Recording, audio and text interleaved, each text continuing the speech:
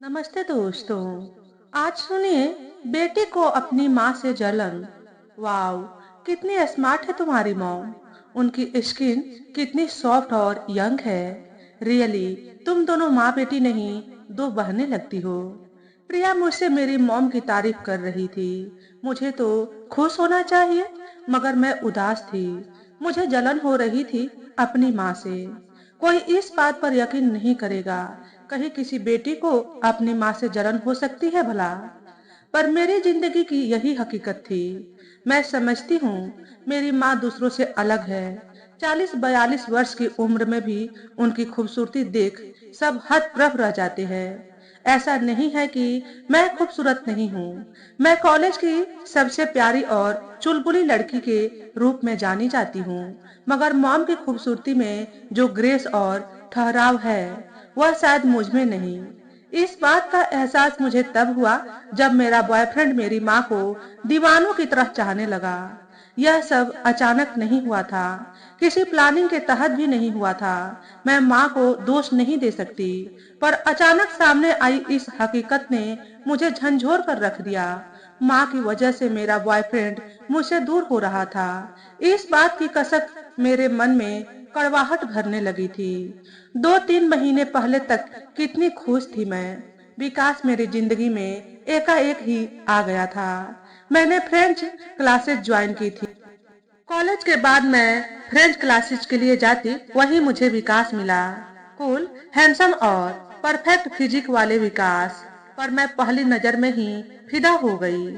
उसे भी मैं पसंद आ गई थी। बहुत जल्द हमारे बीच दोस्ती हो गई और फिर हमने एक दूसरे को जिंदगी के सबसे खूबसूरत रिश्ते में बांध लिया। उन दिनों मैं बहुत खुश रहा करती थी। एक दिन मॉम ने टोका, क्या बात है, मेरी बिटिया आजकल गीत गुनगुनाने लगी है, खोई खोई सी रहती है अपनी दुनिया में गुम। जरा मैं भी तो जानूं, किस राजकुमार ने हमारी बेटी की दुनिया खूबसूरत बना दी है। मैं शर्मा गई थी, अपनी मॉम के गले लग गई। मॉम प्यार से मुझे दुलारने लगी। मैंने उनके हाथों को अपने हाथों में लेते हुए कहा, मॉम, मेरे बाद आप अकेली हो जाओगी ना। मॉम, आप शादी कर लो फिर से। एकाएक बोल गई थी मैं। मॉम ने मुझे फिर से गले लगा लिया। कितने प्यारे लम्हे थे वो। तब मुझे कहाँ पता था कि मॉम ही मेरी खुशियों को नजर लगा देंगी। वैसे मैं मॉम के बहुत करीब हूँ। उनकी जिंदगी में मेरे सिवा कोई है भी तो नहीं। 20 साल की उम्र में उनकी शादी हुई। 1 साल बाद मैं पैदा हो गई। इसके अगले साल पापा इस दुनिया से रुखसत हो गए। तब से आज तक मॉम ने ही मुझे पाला पोसा, बड़ा किया। अपने जिंदगी के हादसे से वे बिखरी नहीं, बल्कि और भी मजबूत होकर उभरी। उन्हें पापा की जगह जॉब मिल गई थी। तब से वे मेरे लिए मम्मी पापा दोनों के दायित्व निभा रही थी। मेरे मन मस्तिष्क को उद्वेलित करने वाला वह हादसा तब मेरे साथ हुआ, जब विकास के प्यार में गुम मैं अपनी दुनिया में मदहोश रहती थी। उस दिन मेरी छुट्टी थी, पर मॉम को जिम के लिए निकलना था। वे अभी दरवाजे के पास ही थी कि पड़ोस की उर्वशी मुझसे मिलने आ गई। उर्वशी की माँ भी उसी जिम में जाती थी जहाँ मेरी मॉम जाया करती। दोनों सहेलियां थी। मॉम के जाते ही उर्वशी मेरे पास बैठती हुई बोली, यार, क्या लगती है आंटी जी। गोरी, लंबी, छरहरी, लंबे काले बाल, मुस्कुराता चेहरा और चमकती त्वचा। सच कहती हूँ, जो भी उनको देखे दीवाना हो जाए। इट्स ओके यार, बट यह मत भूल कि अब उनका नहीं, हमारा समय है। अपनी सुंदरता की चिंता कर मैंने उसका ध्यान बांटना चाहा, पर वह थोड़ी सीरियस होती हुई बोली, यार, मुझे लगता है समय आ गया है जब तुझे अपनी चिंता करनी चाहिए। तुझे शायद बुरा लगे, पर यह सच है कि तेरी माँ का अफेयर चल रहा है। क्या? वाकई? मैंने आश्चर्य से कहा, हाँ, वह कोई और नहीं, नया जिम ट्रेनर है जो तुम्हारी मॉम के पीछे पड़ा है। मैं इस बात से चकित तो थी, पर प्रसन्न भी थी। मैं खुद चाहती थी कि मॉम मेरे बाद किसी से जुड़ जाए। मुझे आघात तब लगा जब उर्वशी ने उस जिम ट्रेनर की फोटो दिखाई। वह कोई और नहीं, मेरा विकास ही था। खुद को संभालना मुझे मुश्किल हो रहा था। मैं समझ नहीं पाई कि विकास ने मेरे प्यार का तिरस्कार किया है या वाकई मॉम के आगे मैं कुछ भी नहीं। एकाएक ही मॉम के प्रति मेरा मन घृणा और विद्वेष से भर उठा। अब मैं मॉम पर नजर रखने लगी। वाकई वे आजकल ज्यादा ही स्टाइलिश कपड़े पहनकर निकला करती। उनके चेहरे पर सदैव एक रहस्यमयी मुस्कान खिली होती। वे गुनगुनाने लगी थी, अपनी ही दुनिया में खोई रहती थी। मुझे यह सब देखकर खुश होना चाहिए, पर विकास की वजह से मुझे खीज होती थी। मैं गुमसुम रहने लगी। विकास की नजरों में मुझे मॉम का चेहरा नजर आने लगा। वह भी अब मुझसे बचने की कोशिश करता। जितना हो पाता नजरें चुराने का प्रयास करता। मैं इन परिस्थितियों में घिरी बहुत ही बेचैन रहने लगी। अक्सर लगता कि मुझे सारी बात मॉम को बता देनी चाहिए, शायद कोई समाधान निकल आए, या असलियत जानने के बाद मॉम विकास को अपनी जिंदगी से निकाल दे। एक दिन हिम्मत जुटाकर मैंने मॉम को बातों ही बातों में विकास की फोटो दिखाते हुए बताया कि यही विकास है, जिसके लिए मेरे दिल में बहुत सारा प्यार है। मॉम उस फोटो को देर तक देखती रही। उनका चेहरा पीला पड़ गया था। जरूर उन्हें झटका लगा होगा कि वे जिसे अपना प्यार समझ रही थी, वास्तव में वह तो उनकी बेटी का प्यार है। मैं ध्यान से मॉम का चेहरा देखती रही।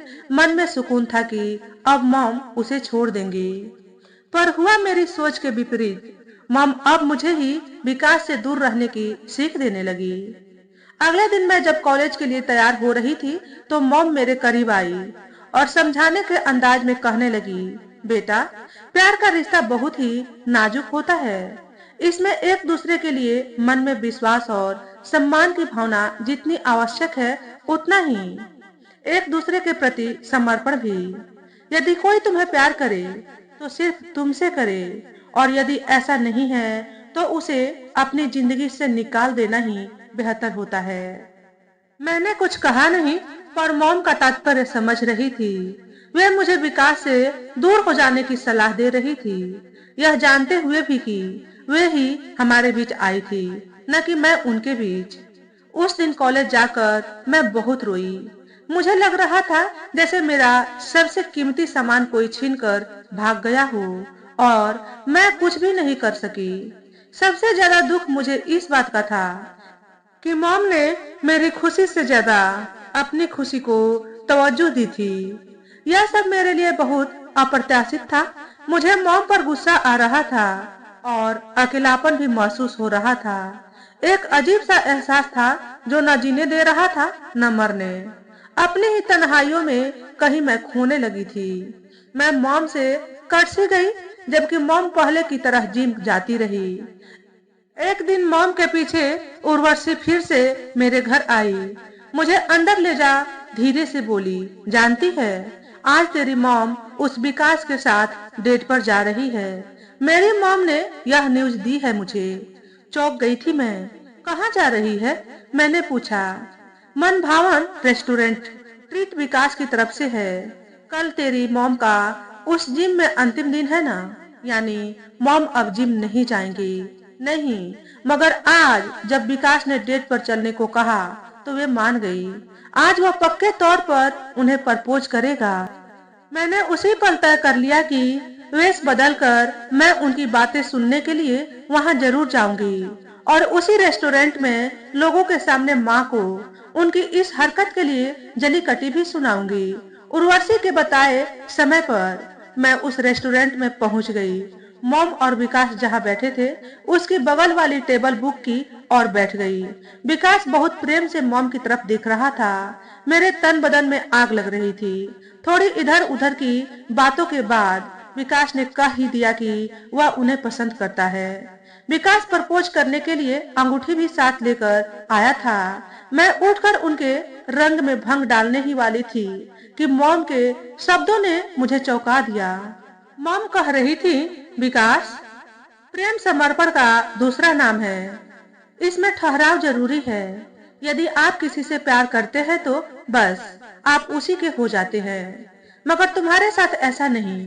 तुम एक साथ मुझे और प्रिया को प्यार कैसे कर सकते हो? प्रिया को आप जानती हैं? वह चौंका। हाँ, वह मेरी बेटी है और मैंने बहुत करीब से उसे तुम्हारे प्यार में सराबोर देखा है। तुम उससे प्यार नहीं करते थे क्या?